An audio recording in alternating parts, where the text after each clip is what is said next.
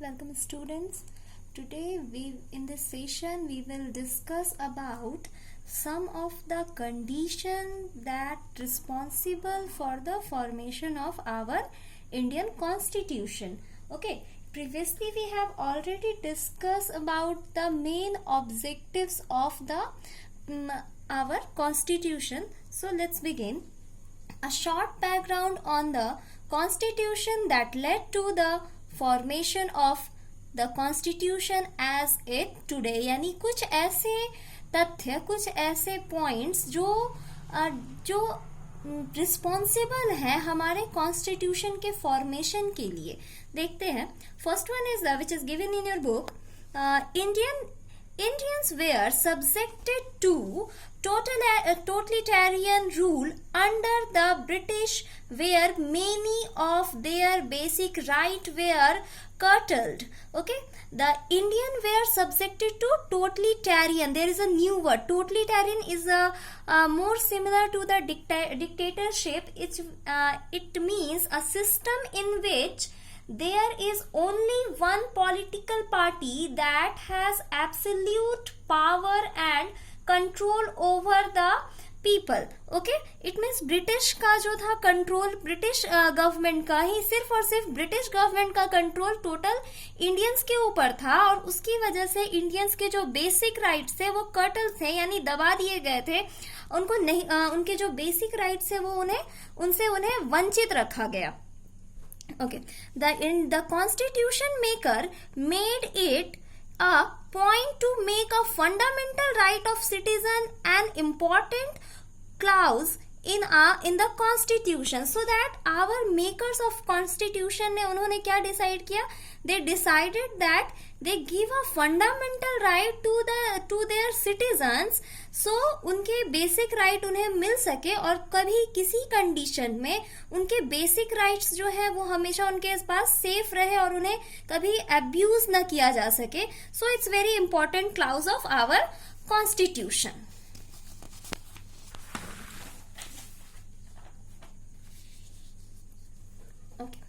The next point, the British did not allow people to have a say in government or key policy. तो British जो थे वो Indians को कभी भी गवर्नेंस की जो डिसीजन होती थी, गवर्नमेंट की जो डिसीजन होती थी, उनमें पार्टिसिपेट करने से रोकते थे और उन्हें कभी उसमें पार्टिसिपेट करने का मौका ही नहीं देते थे. They just take their own decision by according to the British government. During the nationalist movement and freedom struggle, अब national movement और freedom struggle के समय क्या हुआ? The maker of our constitution envisages that the basic principle upon which the country would be based, choosing the democratic form of the government that would give the citizen a chance to participate. Okay, तो इस वजह से हमारे जो constitution makers थे उन्होंने कल्पना की और भविष्य का सोचते हुए कॉन्स्टिट्यूशन को ऐसा बनाने की कोशिश की जैसा आज वो है. In a democratic government the people have equal chance to participate in a decision of government. The next point, the partition of India. अब क्या था कि 1947 after second world war Pakistan का डिमांड जो था वो बढ़ता चला गया, सेपरेशन का डिमांड बढ़ता चला गया, and after that India has separated into two country, which is India and Pakistan. So the partition of India and seed of division that the British rule had sown in the mind of the king of princely state were the main challenges. अब क्या था, उस समय India का partition हुआ, और वो जो पार्टीशन था, यहाँ के जो किंग थे, जो प्रिंसली स्टेट्स थी, जो 500 से ज्यादा, एवर 500 प्रिंसली स्टेट इंडिया में थी. इन प्रिंसली स्टेट को इन प्रिंसली स्टेट के दिमाग में एक बंटवारे का बीज बो दिया गया, जिसकी वजह से क्या हुआ, on the basis of linguistic level, linguistic यानी भाषा के आधार पर सभी स्टेट अपने आप को सेपरेट करने की डिमांड करने लगे, और वो उस समय के नेशनल लीडर्स के लिए एक बहुत बड़ा चैलेंज था. So that how they unite the India in a one nation. Okay, so made sure the country would not have faced such problem in future, ताकि कंट्री को दोबारा कभी इस तरह के पार्टीशन का जो प्रॉब्लम था, पार्टीशन के बाद का जो प्रॉब्लम था वो दोबारा झेलना या जो दोबारा फेस ना करना पड़े. So that they make a provision if any state have a problem, they separated into two states, but they still a part of India. Therefore, such as example, which is the Telangana. Recently, the state of Telangana is separated from the Andhra Pradesh for many issues. Okay. Next one is the socio-economic condition of country were in a bad shape. Okay, it means अब उस समय क्या था, partition भी हुआ था, तुरंत India को आज़ादी मिली थी. There is a lots of people which face the poverty and other challenges. तो उस समय इंडिया का सोशियो इकोनॉमिक कंडीशन बहुत खराब था. तो उसको सेव देने के लिए, उसको सुधारने के लिए there is a provision were made in our constitution toward the elevating poverty and communal tension, यानी इसको कम करने के लिए elevating means किसी चीज का प्रभाव कम करना. तो पोवर्टी यानी गरीबी, कम्युनल टेंशन, इन सब चीजों का प्रभाव सोसाइटी से कम करने के लिए कई सारे प्रोविजंस बनाए गए. Okay, there is some quick fact given in your book. The Indian Constitution is extremely comprehensive and well designed, borrowing the incorporating principle and ideas from the constitution of other countries and revolution around the world. Okay, the Indian constitution, हमारा जो Indian constitution है ये काफी comprehensive है, काफी विस्तृत है और काफी अच्छा डिजाइन है. इसका जो डिजाइन है काफी अच्छा है. इसमें जो एलिमेंट्स लिए गए हैं वो अलग अलग देशों के अलग अलग आइडियाज से, अलग अलग रेवोल्यूशन से, अलग अलग कॉन्स्टिट्यूशन से बोरो किए गए हैं, so that it became a best constitution in the world. So consider sure the source of the following key ideas contained in a constitution. Okay, let's see the fundamental right, which is the basic right of the citizen in India, and preamble, जिसके बारे में हमने previous video में पढ़ा था. From the US constitution, यानी fundamental right और preamble हमने कहां से लिया, यूएस कॉन्स्टिट्यूशन से लिया. And then the fundamental duties, जैसे हम स्टेट ने हमें क्या दिया, यानी हमारी कंट्री से, हमारे कॉन्स्टिट्यूशन से हमें फंडामेंटल राइट्स मिले हैं. Similarly it also define in our constitution that what is our duty towards our nation. Okay, तो हमारी क्या ड्यूटीज है, which is the fundamental right. ये फंडामेंटल राइट हमने कहां से लिया, यूके के कॉन्स्टिट्यूशन से लिया. Similarly the federalism, okay, federalism means separation of power between the central, state and local government. So the federalism जो है हमने वो कैनेडियन यानी कनाडा के कॉन्स्टिट्यूशन से लिया. And the directive principle, it's again come as the word which is the directive principle. अब directive principle क्या है, directive principle of the state, a kind of policy, okay, a kind of policy which aim to create social and economical conditions under which the citizen can lead a good and better life. यानी लोगों की life को किस तरह से सुधारा जा सके स्टेट में, यही डिफाइन करता है डायरेक्टिव प्रिंसिपल. तो ये जो डायरेक्टिव प्रिंसिपल है ये आयरलैंड से लिया गया है. So it came from the Irish constitution. Okay, this list quite exhaustive and it mean that the Indian Constitution contain the best ideas. यानी इसका मतलब है कि हमारे कॉन्स्टिट्यूशन मेकर्स ने हमारे लिए बेस्ट आइडियाज चुन कर लाए, मतलब बेस्ट आइडियाज को सेलेक्ट किया, ना सिर्फ अपने नेशन से, बाकी दुनिया के जितने भी नेशन थे उन सब से. So now let's begin the main feature of our Indian constitution. अब हम देखते हैं कि हमारे इंडियन कॉन्स्टिट्यूशन में कौन कौन से मेन फीचर्स हैं. Okay, the Indian constituent assembly which is the group of more than 300 people, जिन्होंने अप्रॉक्स 2 year ऑलमोस्ट 9 month इसको अप्रोक्सीमेटली 3 ईयर ले सकते हैं। तो 3 ईयर तक उन्होंने काम किया and then frame the idea of constitution of India and after that it enacted. So they completed the despite situation face under the British. उन्होंने ये चीजें कंप्लीट की, कॉन्स्टिट्यूशन को बनाया फेस करते हुए काफी सारी प्रॉब्लम्स को under the British government. They were also inspired the idea from the various revolution taking part of the world. उन्हें काफी सारी इंस्पिरेशन भी मिली,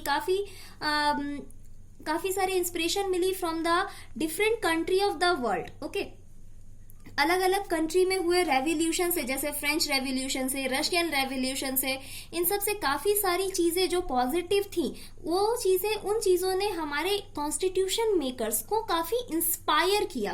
okay, so the main feature of our constitution which is given below in your book. So first one is the federalism. अब ये federalism है क्या? Okay, the federalism is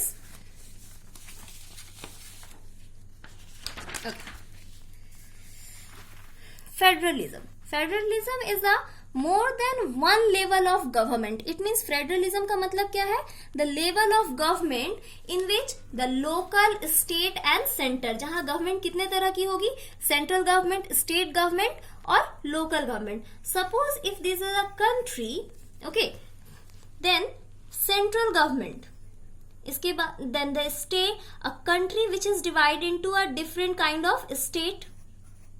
There is a central government, a state government and there is a different kind of district which is the local government. Okay, तो हम इसको एक और pie chart से समझ सकते हैं, central government, state government and local government. Clear? The local government on the basis of district, state government on the basis of state and central government is responsible for whole country.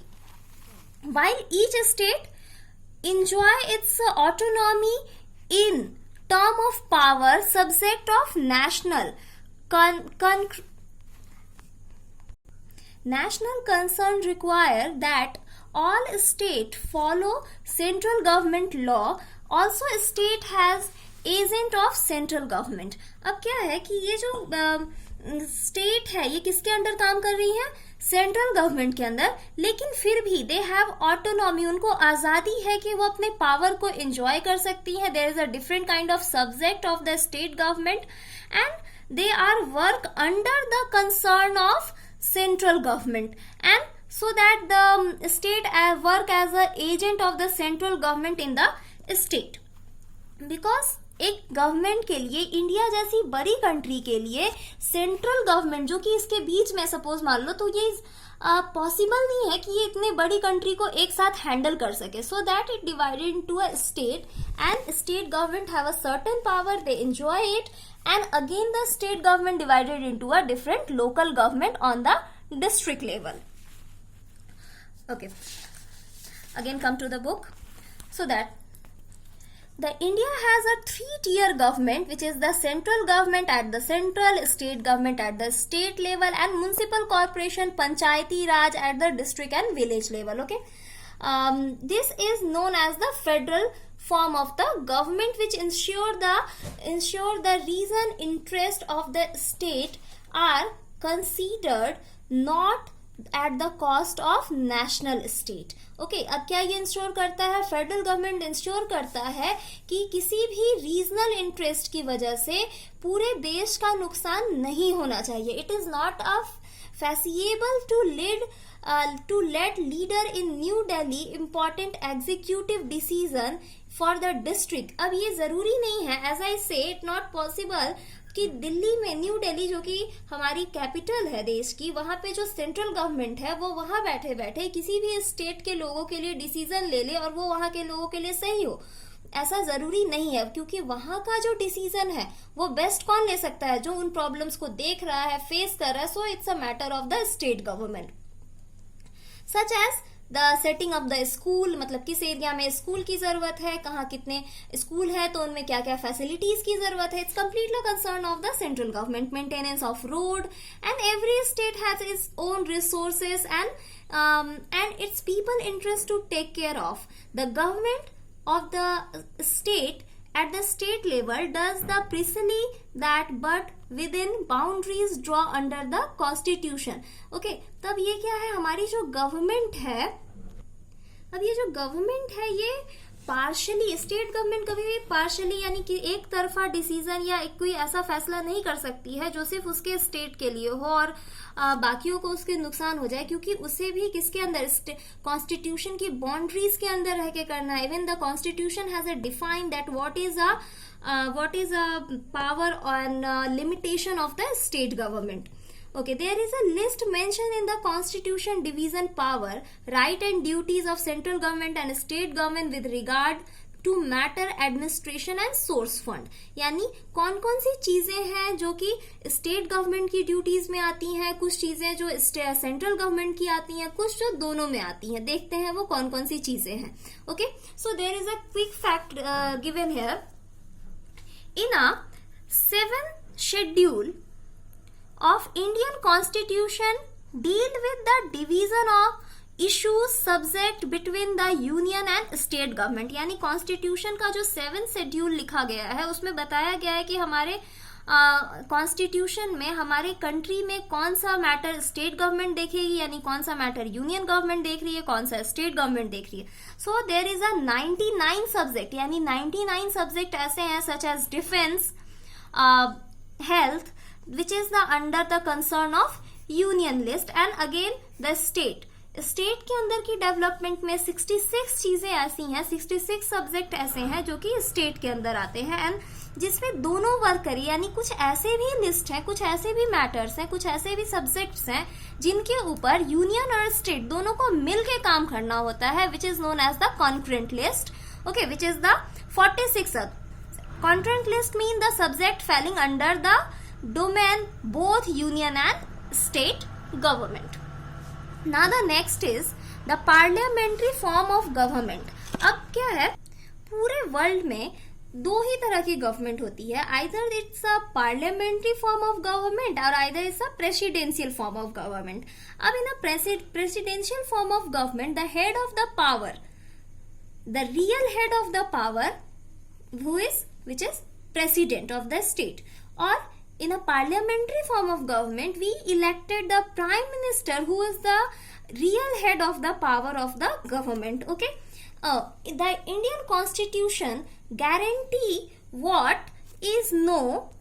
अब Indian constitution हमें guarantee देता है that the universal adult franchisee, यानी Indian constitution guaranteed that every citizen can participated in a making of government, so that there is a provision of universal adult franchisee, which means every citizen who is above the age of 18 year that have right to vote, which means they elect their representative who form the government in a legislative assembly. Okay, and also the citizen who above the 25-year age, they are allowed to contest they became as a contested as a election. यानी जो लोग 18 या 18 साल से ऊपर के हैं उन्हें वोटिंग का राइट है, और जो 25 साल या उससे ऊपर के लोग हैं वो एज अ कंटेस्टेंट या एज अ पार्टिसिपेंट इलेक्शन में पार्टिसिपेट कर सकते हैं फॉर द MP, यानी member of parliament at the central level, and MLA, it means the member of state legislative assembly at the state level government. Now it guarantee the universal adult suffrage. All citizen people have role in electing representative, encourage the democracy and break the clutch of caste and class and gender, यानी हर कोई जो कि 18 साल से ऊपर का है, they are equal right to vote and elect their representative, जिससे क्या होता है, देयर डेमोक्रेसी इंक्रीज होती है and it break the clutches of caste. ये कास्ट, क्लास, जेंडर, इन सब लेवल पे होने वाले डिस्क्रिमिनेशन को कम करता है. Okay, next one is the separation of power. Each organ perform different function and check another organ maintaining the balance between them. Okay, अब क्या है कि हमारे गवर्नमेंट के पावर को 3 पार्ट में डिवाइड कर दिया गया है, 3 लेवल पे डिवाइड किया गया है, both in a central and state level, which is the executive, it means which implement the law and run the government, यानी वो रिप्रेजेंटेटिव जिनको हम चुनते हैं, जो पार्लियामेंट में हमारे लिए रूल्स बनाते हैं, they are the executive part of the government. And again the next one is the okay, sorry, this is not executive. Okay, first one is the legislative. Okay, who is the elected representative of us? They make a law at parliament for us. And next one is the second part is the executive. They implement the law. यानी वैसे लोग जो law को implement करते हैं, law बनने के बाद हमारे लिए उसको इम्प्लीमेंट करते हैं सोसाइटी में और गवर्नमेंट को चलाते हैं. Okay, and next one is the judiciary. Judiciary, the system of court. If we are not satisfied to the work of the executive or legislative, or if we feel that we are abolished our fundamental rights or any kind of right, then we have to right to go to the judiciary. यानी हम क्या कर सकते हैं, judiciary के पास जा सकते हैं, कोर्ट के पास जा सकते हैं, कंप्लेन रजिस्टर कर सकते हैं और उन सारी कंप्लेंट को सुनना जुडिशरी का वर्क है. Okay, let's see. There is a 3 main organ of the state, namely as the legislature, makers of the rule, executive, implementive of the rules, and judiciary. They keep separated each other, so ensure the unbiased function of each. ये तीनों separated है, एक दूसरे से जुड़े नहीं है, एक दूसरे से अलग अलग है, ताकि कोई भी बाइस्ड होकर यानी किसी का पक्ष लेकर किसी तरह की नाइंसाफी ना हो सके और स्मूथ फंक्शनिंग हो सके. And the legislature is responsible for framing the law and executive for implementing the law, judiciary upholding the law of the country. यानी जुडिशरी का काम है कि ये सारे लॉ सही से मेंटेन किए जा रहे हैं कंट्री में या नहीं किए जा रहे हैं. If we are not satisfied, then we have to right to go with the judiciary. Through they can check each other, they cannot influence each other working. ये क्या करते हैं, एक दूसरे को चेक करते हैं कि सभी सही से काम हो रहा है या नहीं हो रहा है, लेकिन ये कभी भी एक दूसरे के काम में इंटरफेयर नहीं कर सकते हैं. Okay, next one is the fundamental right. It refer as the conscience of Indian Constitution, guard against the misuse of state power, protect the citizen against the arbitrary and absolute power. Every citizen must claim it and must bind on every authority that has got the power to make law. यानी ये जो हमारा fundamental right है ये consider करता है, ये हमें कहाँ से मिला, हमारे कॉन्स्टिट्यूशन से मिला है. और ये किसके पास होता है, everyone who has a citizen of India. So ये हमें बचाता है misuse of the state power, यानी स्टेट जो है, गवर्नमेंट जो है, अपने पावर का मिस यूज नहीं कर सकती है. Okay, and it protect the citizen against the arbitrary and absolute power. ये हमें क्या करता है, डिक्टेटरशिप से बचाता है. जहां डिक्टेटरशिप में सिटीजन्स के कोई राइट नहीं होते हैं, वहीं डेमोक्रेसी में सिटीजन्स के पास फंडामेंटल राइट्स होते हैं. Okay, every citizen must claim it. हर सिटीजन इस पे क्लेम कर सकता है. And has a authority to got the power make law. जिसके पास भी ऑथोरिटी है लॉज को बनाने की, अगर वो बेसिक राइट्स को ध्यान में नहीं रखते हैं तो हमारे पास पूरा राइट है उस लॉ को ना मानने या उसका विरोध करने का. सो the fundamental right, the maker of the constitution were aware of the condition when the basic right of the cuddled. वो जानते थे कि उन्होंने इस चीज को फेस किया था कि कैसे ब्रिटिश राज में सिटीजन्स के राइट्स को क्या किया गया, कुचल दिया गया, दबा दिया गया. During the British rule they were discriminated, उन्हें डिस्क्रिमिनेट किया गया on the matter of education, law and employment. They were not allowed to hold a group meeting a public place. उनको कभी भी साथ में ग्रुप मीटिंग करने की परमिशन नहीं थी.